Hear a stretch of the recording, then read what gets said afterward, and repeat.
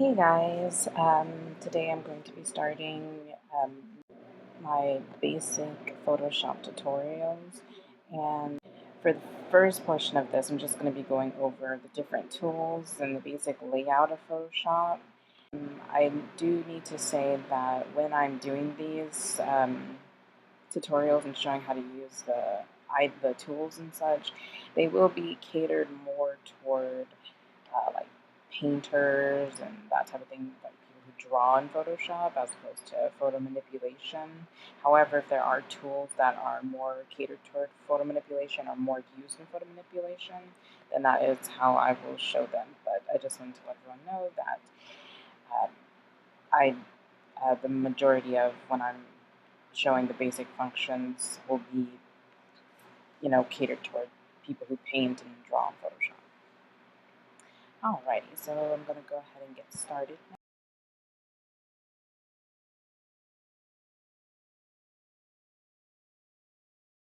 As you can see, I have Photoshop open and I'm using CS6. For the most part, everything is really the same in older versions. They have a few more options in the newer versions, but all the tools and all the palettes are the same thing. They are for the same functions, so no need to worry about that. Alrighty, so we'll just get started with the basic layout of Photoshop. Here, to the left side of the screen, this is your tool menu, and as you can see, it just has all of the tools that you can use in Photoshop, all of the basic tools that you can use in Photoshop. Right now, I just have everything set out in the default layout, so this is how it'll look when you initially open it, and you can customize things to fit your need. If you press this arrow, these little arrows here, you'll see that it'll expand where everything is side by side. But I will go over changing up Photoshop in a later tutorial. Up here you have, this is pretty much just an extension of the toolbar. With each tool that you use, you'll see that it'll give you your options up here of changing that tool. And we'll go more into that later as I go through the tools. Depending on which system you're using, you'll have your basic menu, your regular menu bar up here.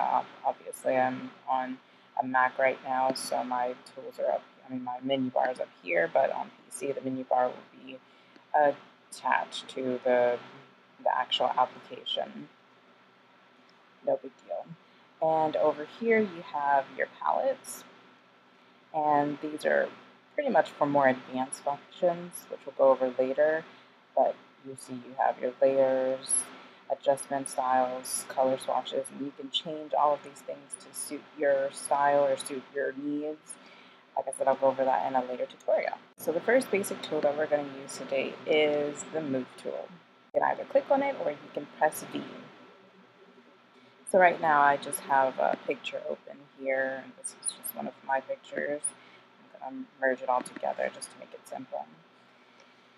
Go ahead and click on your picture and you can move the picture wherever you want or whatever the item is. You don't necessarily have to move the entire picture. If you have separate layers, you can move them separately, but whatever layer it's on, that's what it's going to move. Another trick with the Move tool is you'll notice how if you notice this little box that comes up that shows you precisely how much you're moving it, and Photoshop likes to skip. You'll notice it'll go from 500 to 514, 542, and so on and so forth, as opposed to just moving section by section. Now, a trick to do this and get it precisely where you want it to be, make sure you're on the Move tool, and say if you move it here, but you want it to be just over just a little bit more. You move it where you want, and then you'll just simply press your arrow keys. And you'll press your arrow keys, and you notice how it's just moving over ever so gently, as opposed to moving block by block as it is when you move over the Move tool. And once again, that's just pressing your arrow key, and you can snap that into place wherever you want it to be. Okay. Okay, so we are going to move on to the crop tool, which is this little tool right here. Now you can either click it or you can press C. And when you click on the crop tool, you'll notice the little borders will come up with the little arrows in the corners. And if you highlight one of those corners, you'll see you get a little arrow. Go ahead and drag that arrow to frame the portion of the picture that you want to crop. And you can move the picture inside the box to frame exactly what you want to crop. And the same with the move tool. If you press the arrow keys, you'll notice that it'll move over ever so slightly to give you very precise control over what it is that you want to crop. And you can just move this, like I said, to crop whatever you want. Press enter, and you are finished. Very simple. And you'll notice up here you have a few extra options, but we'll go over those in more advanced tutorials. I'm going to go ahead and move on to the eyedropper tool, and that is this tool here. And you can either click on it or you can select it by pressing I.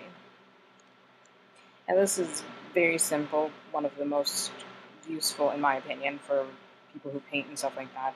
And just for anything in general, it's one of the most useful tools in Photoshop. And what it does is it just simply picks up color. We're all familiar with this if we've been using paint or whatever. I think most graphic applications have an eyedropper tool.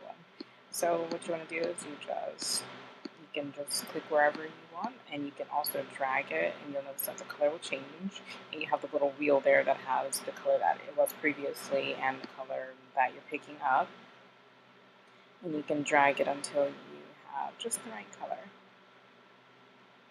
Also, another thing that I want to add for the eyedropper tool is when you have another tool, such as a brush tool, by simply hitting Alt or Option, depending on which type of computer you're using. I'm using a Mac, so it's Alt Option. For PC, it's probably just Alt. You can quickly switch back and forth to the eyedropper tool, and this is really useful when you're painting or something and you need to quickly pick up color, such as what I'm doing here. And you'll see that it's very, very useful. So that's another thing. And that is okay. And the next tool that I'm going to be using is the Paint Bucket tool. So you can either click on it or you can press G. Now for the Paint Bucket tool demonstration, I'm going to go ahead and make a new layer. And that's simply because when you're filling in a layer such as this, and you'll notice that I have everything merged together on this layer, it'll find each and every little corner, every little pixel, and you'll notice it'll fill it in very blotchy. So if you want just to fill in the whole canvas, you want to have a blank layer, which is what I'm going to start with. So you can you'll notice very simple, fill it in. You can also hit Alt or Option and pick a color up off the canvas and fill it in that color. Very simple. Okay. For the next tool that I'm going to be doing is the gradient tool. And you'll notice that a lot of these tools have this little triangle down here at the bottom or in the little corner. What that means is they have other options of tools on that tool. So you can hold it down, press on the tool that you want and hold it down, and you'll notice a little pop-up box will appear, and inside will be hiding another tool. So you can either hold it down to get to that tool, or you can press Alt and Option, and it'll switch the tool for you. So next we're going to be doing the gradient tool.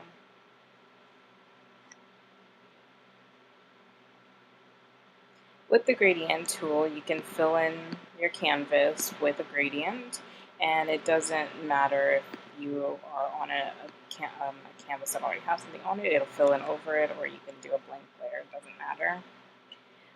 So first I'm going to start with the linear gradient, and it's just a very basic gradation from one color to the other. And you'll notice that they have different presets by default here, we're just going to use a simple black and white, and it has very nice smooth gradation from black to white. And this is pretty much just a simple substitute so that you don't have to do a lot of blending out if you're making like a background or something like that.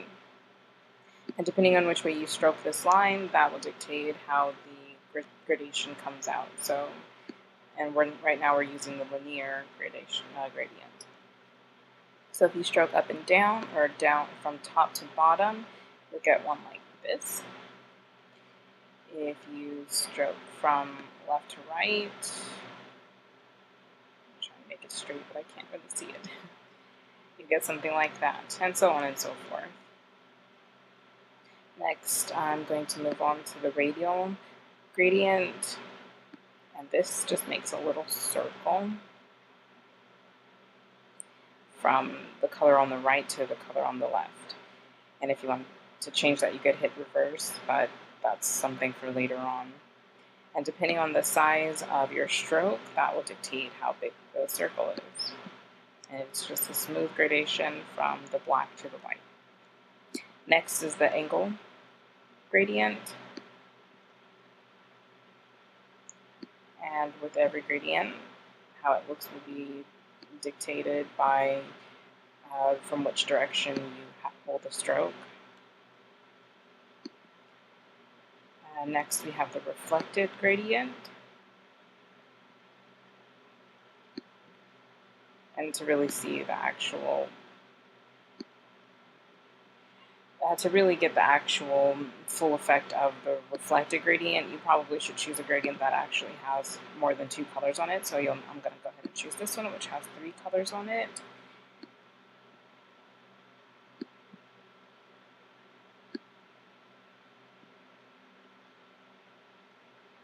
So there you have that. And last but not least, the diamond gradient, which is pretty much similar to the radial gradient, just creates a small little diamond.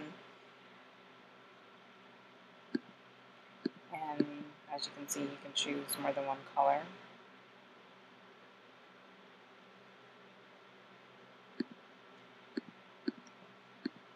Now in the presets for the gradients, this first gradient here is always dictated by the colors you have as your foreground and background color. So if you change your foreground and background color, it will change the color of the gradient. This very first gradient here, you'll see. And they have a few others that are dictated by what colors you have chosen as your foreground or background color. So you can choose those. Or if you want to edit one of the presets, then you would just choose the preset and double click on it, and here you can change the actual colors of what they already have. So let's see if that's not there. They already have pink, but we're going to do a different type of pink. And you see that will be added into the gradient. So it's very, very, very simple. Well, this concludes my first basic Photoshop tutorial on the basics of the introduction to Photoshop. I hope you guys will bear with me. It's my first time doing a narrative, and I know that I'm really bad at it. So if you guys have any questions, or you feel like there was anything I missed with the tools that I've gone over already, please let me know in a comment. If you liked it, give me a thumbs up. Let me know what you think in the comments. If you have any questions or anything you want me to go into anything a little bit more, get a little bit more detailed with anything, then just let me know. I hope that it was at least a little bit helpful for beginners, and so just let me know what you thought. Please give it a like, subscribe, and comment. Thank you.